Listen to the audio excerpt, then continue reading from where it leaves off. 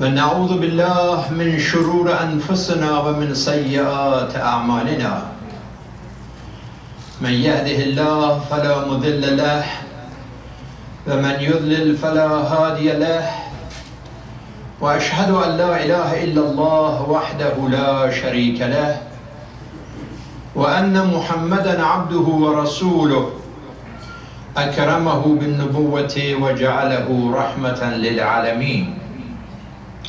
اللهم صل وسلم على عبدك ورسولك وحافظ سرك ومبلغ رسالتك وصل على وسيه وأخيه أمير المؤمنين وعلى الصديقة الطاهرة فاطمة سيدة نساء العالمين وصل على سبتي الرحمة الحسن والحسين سيدي شباب أهل الجنة وصل على أئمة المسلمين علي بن الحسين ومحمد بن علي وجعفر بن محمد وموسى بن جعفر وعلي بن موسى ومحمد بن علي وعلي بن محمد والحسن بن علي والخلف القائم المهدي حججك على عبادك وأمنائك في بلادك صلاة كثيرة دائمة.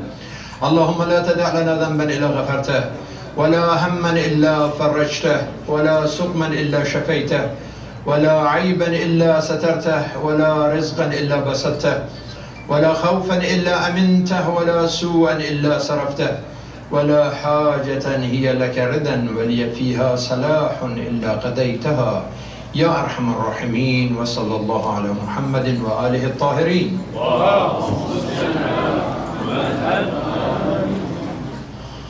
الرحمن علم القرآن خلق الإنسان علمه البيان.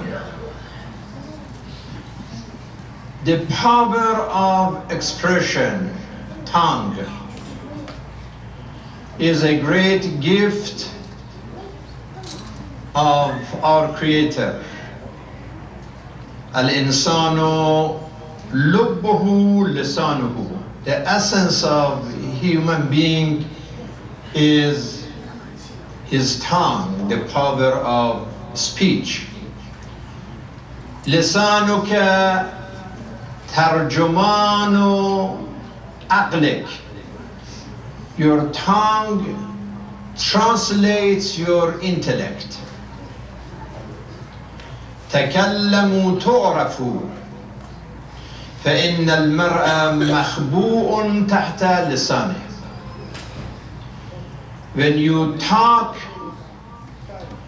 you express your identity, your character. Whether the beauty, the dignity, the honesty of human being expressed through his tongue, or on the other side, the ugliness, dishonesty, hypocrisy of human being expressed by his tongue. إن هذا اللسان مفتاح كل خير وشر. This is from Imam Baqir alayhi salam, that we honored his martyrdom yesterday. The tongue is the key of every good and every evil. Mu'adh ibn Jabal is saying that كنت مع رسول الله في سفر. I was traveling with the Prophet. فأصبحت يوما قريبا منه ونحن نسير. During this trip, one time I was very close to the Prophet. As we are traveling, قلت يا رسول الله أخبرني بعمل يدخل الجنة. I asked the Prophet that, can you tell me how I can be a person of paradise? Show me how to go to heaven. ويباعدني من النار, and I don't want to go to hell. Tell me how. فأخبره صلى الله عليه وآله إلى أن قال. The Prophet started advising Mu'adh and told him certain advices, to the point that the Prophet said, كف عليك هذا. he showed his tongue to Mu'adh and said, control this piece. It's very small in size, but it's big in creating suffering. So be careful about that. فقلت يا رسول الله وإننا لمؤاخذون بما نتكلم به. Ya Rasulullah, is it like that important? We are just talking. Are you saying that God would take us to hell just because we say something? That's not a big deal. فقال ثكلتك أمك وهل يكب الناس في النار على وجوههم إلا حسائد ألسنتهم. My goodness, Mu'adh, what do you think? I want to just let you know that one of the main things that people face the fire of hell is just this guy here, this tongue. That causes that problem. لا يستقيم إيمان عبد حتى يستقيم قلبه ولا يستقيم قلبه حتى يستقيم اللسان. If you want to fix your faith, fix your heart. And if you want to fix your heart, fix your tongue. This is what the Prophet said. من كان يؤمن بالله واليوم الآخر فليقل خيرا أو يصمت. It's a very amazing statement. The Prophet is saying that if someone have faith in God and day of resurrection, this person should be so careful that either he or she can say the best, and if you cannot say the best, be silent. Choose one of these, either khair or samt.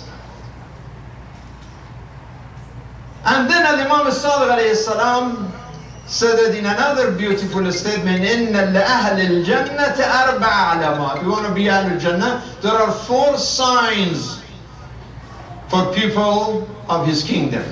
وَجْهٌ مُنْبَسِطٌ, smiling face. لِسَانٌ latif, a gentle tongue. قَلْبٌ رَحِيمٌ, a merciful heart. يَدٌ مُعْتِيَةٌ, a generous hand. These are 4 signs of people, residents of his kingdom. The Prophet, as a matter of fact, defined the reality of a faithful, a Muslim, by saying, Al-Muslimu man salim al-nasu min yadihi wa lisanihi. It's a very short statement, but it's really powerful. That who is a Muslim? You may give hundreds of lectures about a Muslim. Who is a Muslim? He said the Muslim is the person that his expressions and his actions don't harm anyone. If a person is harmless in his tongue, in his hands, this is the real Muslim. The rest of it is just the details. This is the main thing. فِتْنَةُ اللِّسَانِ أَشَدُّ مِنْ ضَرْبِ السَّيْفِ. The way that tongue can torture, the way that tongue can hurt, even the sword can't. It's even deeper. The pain of tongue is deeper than the pain of the sword. من روى على مؤمن رواية يريد بها شينه وهدم مروءته ليسقط من أعين الناس أخرجه الله من ولايته إلى ولاية الشيطان فلا يقبله الشيطان. It's interesting. Imam Sadiq is saying that if somebody is trying to put a faithful person down, to ruin his reputation in a way that people don't respect this person anymore, Another word, if someone attacked the integrity of a person of Iman, Allah would deport this person from his kingdom. So get out of here. Go to the territory of Shaitan. But this person is so cursed that even Shaitan said, no matter what, I like what you did, but I don't want you here. Even Shaitan doesn't tolerate this disrespectful person in his own territory. La yaqbalu Shaitan. كم من دم سفكه فم. So many tragedies were created by tongue, bloodshed by just talk of people. This is why in another hadith, من أوحل إلى موسى عليه السلام من مات تائبا من الغيبة فهو آخر من يدخل الجنة ومن مات مصرا عليها فهو أول من يدخل النار. SubhanAllah. Allah is telling Moses that if somebody is enjoying destroying people integrity and doing the ghiba, backbiting, gossip, even if this person made a tawbah and said, oh God, I repent, I regret, I'm sorry, forgive me. Even after God forgave this person, he is the last one to get to heaven. But if the same person keeps doing what he is doing, he is the first one to get to hell. This is what God said to Moses. There are so many books about this issue, and there are some ulama that they made a list of 70 sins committed by tongue. من الكذب والافتراء والاستهزاء واللعن والقذف والغيبة والنميمة. There are so many sins done by human tongues: lying, gossip, making mischief, passing false information, trash talks, creating su'udhan, mistrust among the family members, among the community members. So a trouble-making tongue, brothers and sisters, that is spreading dirty stuff, dirty rumors in the community and the world, is very, very dangerous. So based on this ayat and hadith, we must make a decision about our tongue, how we use this tool that God gave us, to use it for inspiration, for empathy, for expression of love, for care, compassion, liberation, using your tongue for healing, for harmony, for making unity, for prayer, for peace, for justice, for forgiveness, using for guiding other people, bringing grace to community, to guiding to salvation, civilization. So that is one way of using the tongue. Another way is just to use this tool as a tool of torture, to bring more pain, to bring more poison, more contamination, more crimes, damaging people's dignity, ruining people's reputation. Use the instrument of tongue for deception, for division, for destruction, for defamation, to bring anger, to bring arrogance, to make violence, to make war. So these are the functions of gossiping. Not only, brothers and sisters, to say it, to gossip is bad, but even to listen to somebody who is gossiping, it's just exactly somebody is watching a violent movie, pornography, or something haram, that causes this casualties for this person, this contamination. By watching a bad movie is exactly like listening to this kind of talk. So if we make our soul very sensitive, that the sirens of our soul go off when we hear something smell like gossip, and start warning, warning, warning, danger, danger, danger, get out of here. What is it? It's gossip. If the sirens are so sensitive about the sin of gossiping and hurting other people, then really we can save our soul, because any sin, brothers and sisters, is like a cancer. Cancer in the beginning is just start from nowhere. So simple. But gradually is infect the entire body. It's the same thing about sin.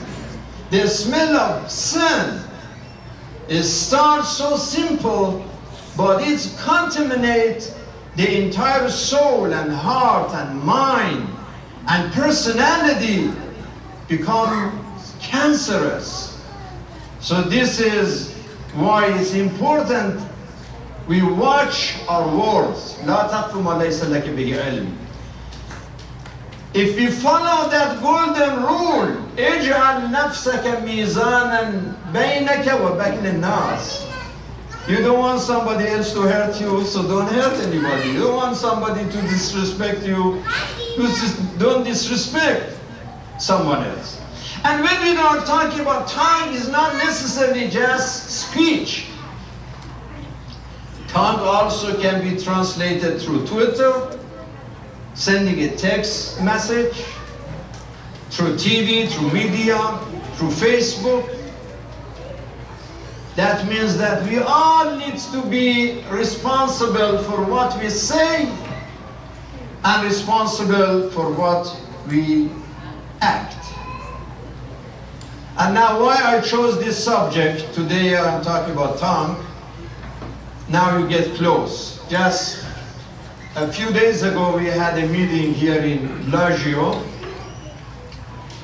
that some community leaders and some staff from FBI, they were there, and they gave a presentation, orientation about security, and then they opened the floor, and time was very short because the time that they opened the floor, time was already gone. But I took the opportunity and I said, you know, we all are responsible for what we say. Of course, people who are in position of power, they are more responsible for what they say. Don't say, well, it's freedom of speech. Yeah, freedom of speech, but this right comes with responsibility. Don't say, well, it's Second Amendment gives us permission to have gun. Are you saying that Second Amendment tells you that you can have any gun, any weapon, and go anywhere and do anything you want to do with that? Is this your interpretation from the Second Amendment? Or you have to understand it with some responsibility? And I said that I was glad to hear the President talking last Monday and finally very forcefully condemning white supremacy, hatred, racism, and bigotry.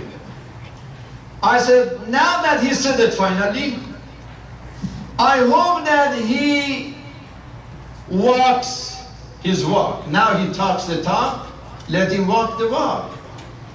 Let him practice what he preached about this white supremacy. We don't want to have a wonderful lecture that somebody wrote for the president and next day he make another tweet and he ruins everything that he said on Monday. And I said, now we know that people of power are more responsible, because anything that somebody like president says, it influences people because he has more power, because he has more followers, because people, they listen to him. And this is why his words were echoed in like El Paso or Dayton or Food Festival in California. When president used the word invasion, and then we saw these terrorists in Texas, he wrote those 2,300 words. He called it inconvenient truth. And he spoke about Hispanic invasion. I said, remember when the president said they are invaders, and then he says, how to stop them? And somebody said, shoot them. He smiled at that time. Some people interpreting this smile like a license, that is okay, that if they are invader, if somebody called the undocumented immigrants as an animal, and says, okay, so they are animals, they are invaders, and it's okay to shoot them. That's very, very dangerous.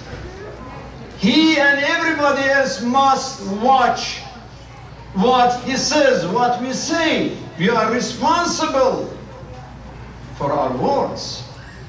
And then I told the staff of FBI there that, you know, now that we realize that, alhamdulillah, finally they are calling them terrorists, domestic terrorists, right? We've been talking about this about decades. Finally, it was acknowledged they are domestic terrorists. If that is the case, so it's not just mental problem, poor people with mental problem. Any crimes that happen in this country is a mental problem. They already have their own problem. Please don't add. Like any terrorist activities, anything is a mental problem. So they feel bad. Even if somebody has like sickness, he thinks that he is in charge of terrorism in the United States because he has mental problem. So if that's the case, first of all, take mental problem very seriously, if that's the case. And secondly, be careful that when you say they are terrorists, then act with them like any other terrorists. You remember in this community years ago, somebody at the airport was stopped because he had some night visions, right? Night visions is free for everybody. It was not weapon or gun, just night vision. He was going to Lebanon. He was stopped at the airport. They said, you are taking this night vision for Hezbollah in Lebanon. And this guy went to jail for over 10 years just for those night visions. Because they said that these night visions are material support for terrorism. I said, if that is the case, so this guy that he's a rifle, and he is going and kill or wound over 50 innocent people, this is not like material support for terrorism. If you call them terrorism, except you are saying that no, these are good terrorists. Over there like Hezbollah and Hamas, they are bad terrorists. But now these guys, these are good terrorists. So if somebody should be responsible.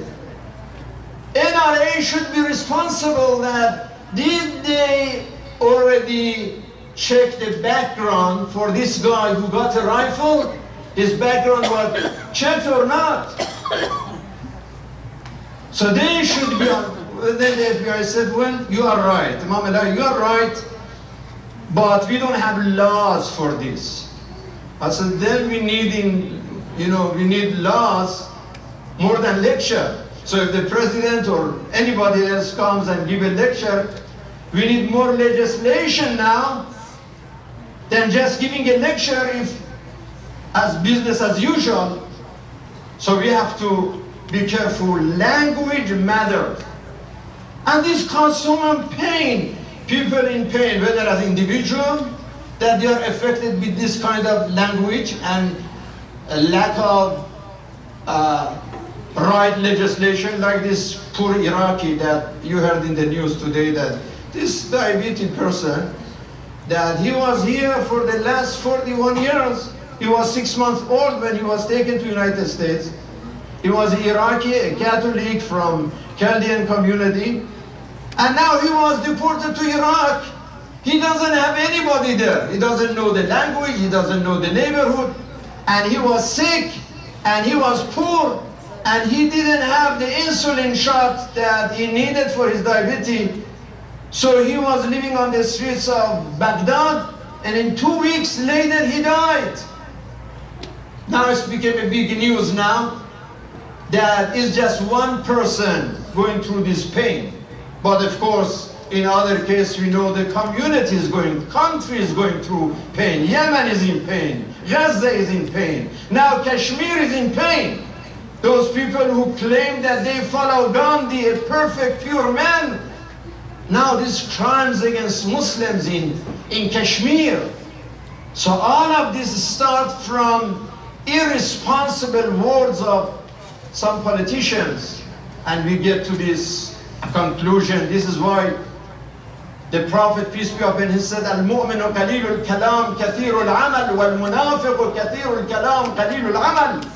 Al-lisanu sab'un in khulli anhu anadar." This tongue is like a snake sometimes for some people. If you just leave it, it's going to bite and beat everyone. It hurts. إن أكثر خطايا بني آدم في لسانه.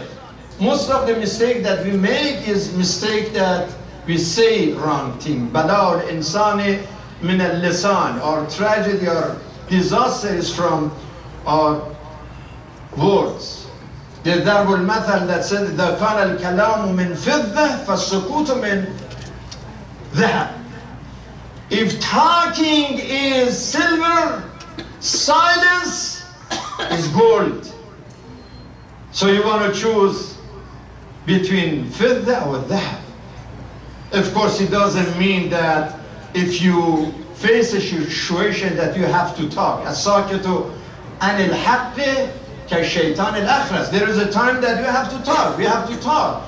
We have to tell the truth. We have to deeply tell the truth.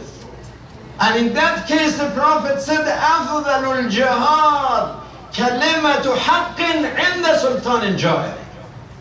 When you see an oppressive authority, you have to say the word of truth, and that is your jihad. Unfortunately, even the Muslim world now, we have so much of filthy, foolish talks, but not the truth. Look at the Hajj now. It's manasikul Hajj.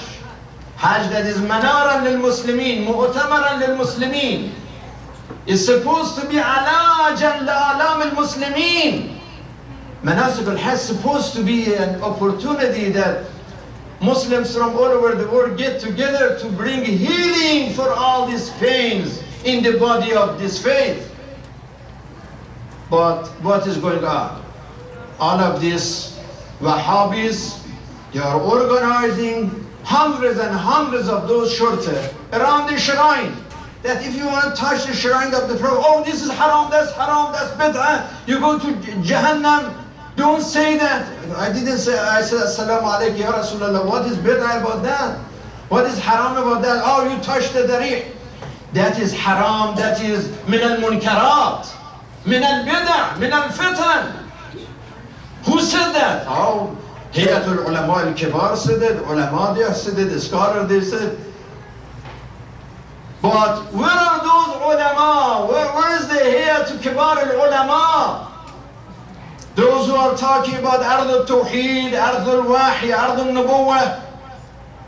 How now they are totally silent that this Ard al-Tawheed wal-Quran wal-Nubuwah turn to Ard al-Raqasin wal-Fannanin wal-Sharabin al-Khamr, and there is nothing haram with that, right? There is nothing munkar about that. There is no fitna about that. There is no bid'ah about that. That's not bid'ah. None of them said anything. This is the meaning of أعوذ بك من علم لا ينفع. The knowledge that is useless. This is the knowledge of this هيئة كبار العلماء. إذا ظهرت البدع في أمتي فعلى العالم أن يظهر علمه وإلا فعليه لعنة الله. They are cursed with their silence about all these crimes that are going on in Yemen, in Bahrain, in Gaza, in Syria, now in Iran. They are silent 100%.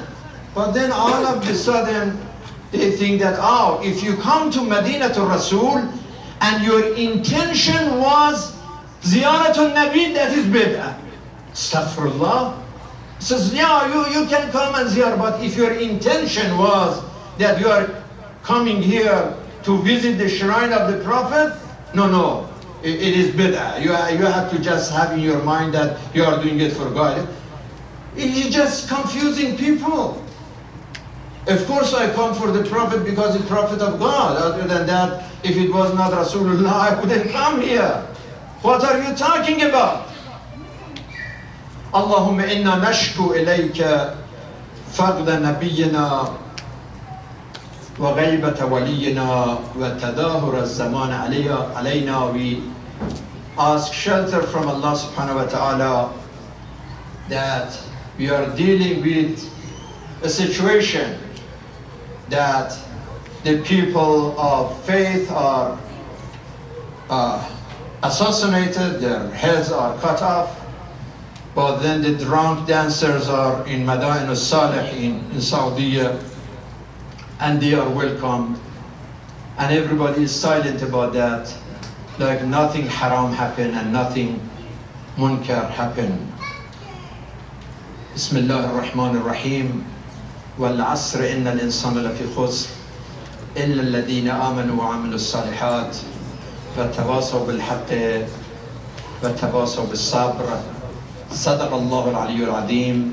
وإلى الصلاة إن الصلاة تنهى عن الفحشاء والمنكر.